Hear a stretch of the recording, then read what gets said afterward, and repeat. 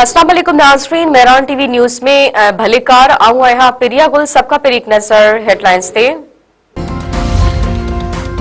पाकिस्तान ऐं अफगानिस्तान फौरी जंगबंदी ते इतफ़ाक़ करे वरितो। कतर ऐं तुर्किया जे टियागढ़े में दोहा में थियल ॻाल्हियूं कामयाब। धुरियुनि में ईंदड़ कुझु ॾींहं दौरान वधीक मुलाक़ातनि ऐं जंगबंदी जो तसलसल बरक़रार ते बि इतफ़ाक़। पाकिस्तान जे आला सतही वफ़द जी क़यादत दिफ़ा वारे वज़ीर ख़्वाजा आसिफ कई। कतर जी परॾी वज़ारत जो चवणु आहे त जंगबंदी सभिनी मुल्कनि विच में सरहदी चिकताण ख़त्म थींदी ऐं खिते में पायदार अमन जे क़याम खे मज़बूत बुनियाद फ़राहम थींदो। पाकिस्तान पहिरियों हाइपर स्पेक्ट्रल सैटेलाइट लॉन्च करे छॾियो। पहिरीं खाते जे तर्जुमान चयो आहे त हाइपर स्पेक्ट्रल सैटेलाइट चीन जे सैटेलाइट मर्कज़ तां ख़ला में मोकिलियो वियो आहे।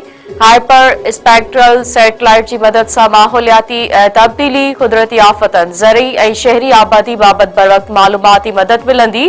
बड़ी वज़ीर इसाक डार पारां चीन ऐं पाकिस्तान जे साइंसदाननि खे मुबारकबाद पेश। नाणे वारे वज़ीर मोहम्मद औरंगज़ेब चयो आहे त IMF पाकिस्तान मथां क़ौमी मुफ़ाद जे ख़िलाफ़ को बि शर्त लागू नथो करे सघे। IMF प्रोग्राम तहत आंदल सुधारनि सां मईशत मुस्तहकम थी आहे। वॉशिंगटन में प्रेस कॉन्फ्रेंस कंदे मोहम्मद औरंगज़ेब वधीक चयो आहे त IMF ऐं वर्ल्ड बैंक सां थियल ॻाल्हियूं मुस्बत ऐं तामीरी रहियूं। स्टाफ लेवल ॻाल्हियुनि में टैक्स सुधारनि ऐं मईशत जी बहितरी ते ॻाल्हि ॿोल थी। IMF खां 31 दिसंबर ताईं $1 करोड़ 20 लख जी किस्त मिलण जी उमीद आहे। नओं दिरो वेझो बिरादरी तकरार तां अधु रोड शख़्स गोलियूं हणी क़तल। पुट मरणी ॻोठ वाहिद बख़्श आगाणी में हथियारबंदनि अली हसन आगाणी खे क़तल करे छॾियो। फायरिंग जे आवाज़ ते पोयां ईंदड़ पुट मोहम्मद हसन बि गोलियूं हणी सख़्त ज़ख़्मी। मक़तूल जे पुट अफ़ज़ल आगाणी चयो आहे त वालिद खे बिरादरी जे जवाबदारनि हमिलो करे क़तल कयो आहे। जवाबदारनि जो असांजे सोटनि सां तकरार हलंदड़ आहे। तकरार में मुंहिंजा 3 सोट बि क़तल थी चुका आहिनि।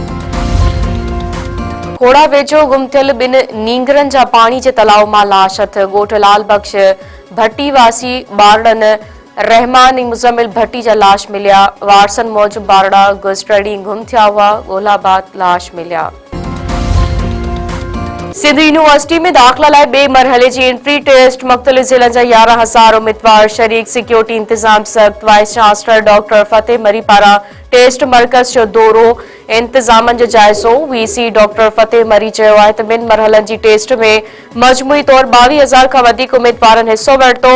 ख़ुशी आहे त सिंध जे नौजवाननि ऐं संदनि वालिदैन जो मादरे इल्मी ते मुकमल एतमाद आहे।